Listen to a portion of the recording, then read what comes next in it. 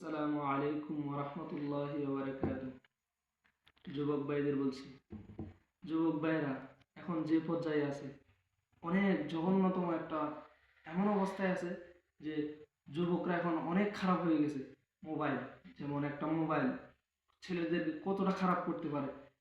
যুবকরা যদি এই মোবাইলের পিছনে না দৌড়ে মসজিদের পিছনে, নামাজের পিছনে, রোজার পিছনে, ইসলামের পথে যদি খেদমতের পিছনে দৌড়াতো, তাহলে তাদের আর এত কষ্ট হতো না।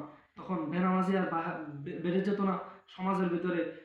ছাত্ররা যেভাবে ফ্রি ফায়ার খেলে, পাবজি খেলে ফোন নিয়ে, আহ আমাদের যুবক ভাইয়েরা সব নষ্ট হয়ে গেছে।